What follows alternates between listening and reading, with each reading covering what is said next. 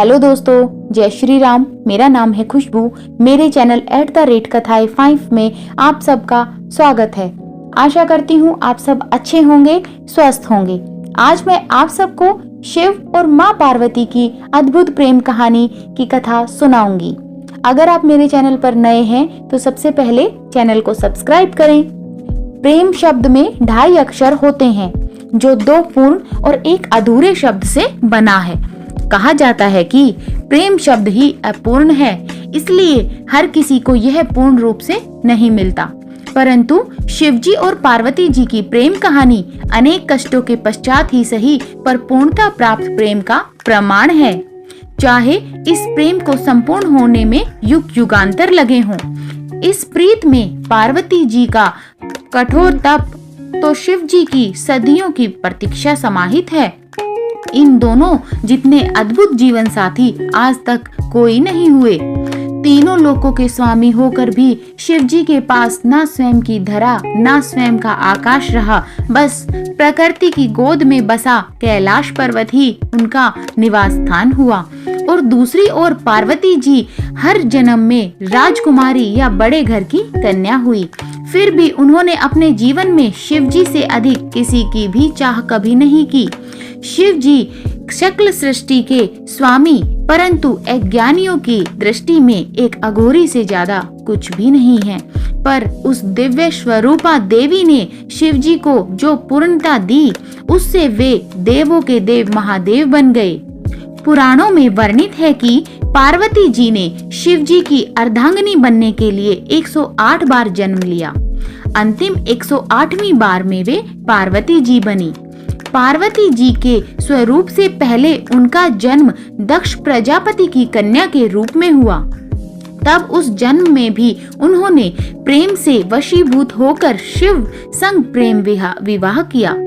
परंतु उनके पिता प्रजापति की इच्छा रही थी कि सती विष्णु जी को वर्ण करे, ताकि वे सब प्रकार के वैभवों से युक्त व प्रसन्न रहें।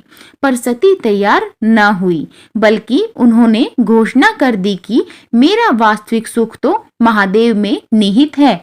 सती रूप में शिव जी की भक्ति की और दृढ़ता से उन्हें पति के रूप में पाया। इसी बात से दक्ष प्रजापति शिव जी के विरोधी बन गए और अपना सबसे बड़ा शत्रु अपने ही जमाता अर्थात शिव जी को मान लिया। शिव जी को तुच्छ दर्शाने के लिए दक्ष ने एक महायज्ञ का आयोजन किया, जिसमें सभी देवी देवता, यक्ष, किन्नर, साधु, संत, ऋषि, मुनियों को बुलाया गया, बस स्वयं की पुत्री और जमाता को छोड़कर। इस यज्ञ में जाने के लिए पार्वती जी ने शिव जी को समझाया कि आमंत्रित तो परायों को किया जाता है, अपनों को नहीं। और वे वहां बिन बुलाए पहुंची तो उन्हें बहुत अपमानित होना पड़ा। उन्हें शिव जी की बात न मानकर गलती हो जाने का आभान हुआ और जब उन्होंने शिव जी के प्रति अपमानजनक शब्द सुने तो वे यज्ञ के अग्निकुंड में कूद गई। शिव जी को जब पता चला तो उनके गुणों ने यज्ञ भंग कर दिया। सती के पूर्व जन्म में पुनः शिव जी से मिलने का वचन देकर प्राण त्याग दिए। शिव जी माता सती का मृत शरीर लिए विक्षिप्त से घूमते रहे। तब विष्णु जी ने सुदर्शन चक्र से 51 भागों में सती का तन काट दिया, जो आज भी 51 शक्ति पीठ के रूप में स्थापित है। वर्षों वर्ष शिव जी का वियोग कम नहीं हुआ, बल्कि बढ़ता ही गया। वे संसार के विरक्त हो गए। इधर सती ने वादा निभाते हुए पर्वतराज हिमवान और रानी मैना के घर पुत्री के रूप में पुनर्जन्म लिया। पर्वतराज की पुत्री होने के कारण उन्हें पार्वती नाम मिला। नारद जी ने किशोरी पार्वती जी को जीवन साथी के रूप में शिव जी को पाने के लिए तपस्या का मार्ग बता दिया। तब पार्वती जी ने अपनी सखी को हृदय की बात बताई तो उनकी सखी उन्हें घोर बियाबान जंगल में लेकर गई, जहां पार्वती जी ने अन्न जल का परित्याग करके विभिन्न कठोर से कठोर तप सहस्त्रों वर्षों तक किए।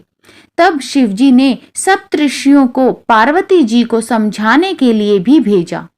स्वयं भी वटुवेश में समझाने पहुंचे थे, परंतु शिव जी ने भी पार्वती जी का दृढ़ संकल्प के आगे हार स्वीकार कर ली और वे पार्वती जी संग परिणय सूत्र में बंधने का वचन दे बैठे। इस वचन को शिव जी ने फागुन मास कृष्ण पक्ष की चतुर्दशी अर्थात शिवरात्रि पर पूर्ण किया। शिव और शिवा का महामिलन शिवरात्रि को हुआ, इसीलिए यह दिन महाशिवरात्रि बन गया। कितनी कठिनाइयों को सहन करते हुए महलों की राजकुमारी पार्वती जी पर्वतवासिनी बन गई। पार्वती जी ने एक बार अपने लिए घर की इच्छा भी की, तब शिव जी ने उन्हें लंका बनाकर भी दी थी। तब वास्तु विप्र रावण, जो दक्षिणा में शिव जी को पाने की इच्छा से पूजन करने आया था, पार्वती जी ने सोने की लंका उसे ही भेंट कर दी, परंतु शिव जी को रावण के साथ जाने नहीं दिया। पार्वती जी ने किसी भी जन्म में भोले भंडारी के प्रेम के अतिरिक्त कोई धन वैभव नहीं चाहा, बल्कि जीवन की हर परिस्थिति में शिव जी का साथ सूर्य की किरणों, पुष्प में सुगंध तो शरीर संग प्राण बनकर निभाया। वहीं शिव जी ने भी तो हर जन्म में पार्वती जी की प्रतीक्षा की।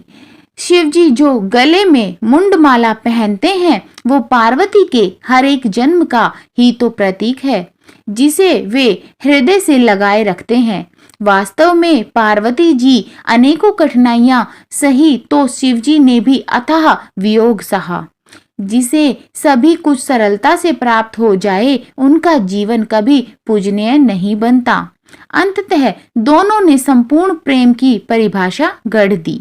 आज के युग में जहां प्रेम प्रीत के मायने बदल गए हैं, जहां प्यार का स्थान अर्थ भोग विलास ने ले लिया है, वहां शिव शिवा का निश्चल निस्वार्थ अडिग प्रेम सभी के लिए प्रेरणादायी है।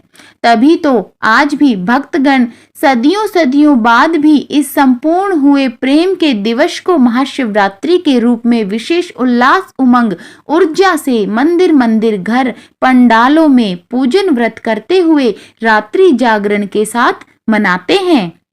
साथ ही महादेव और महादेवी से इसी तरह के पूर्ण प्रेम को पाने की कामना करते हुए जीवन में संपूर्णता और सकल सुख पाने की भी इच्छा करते हैं।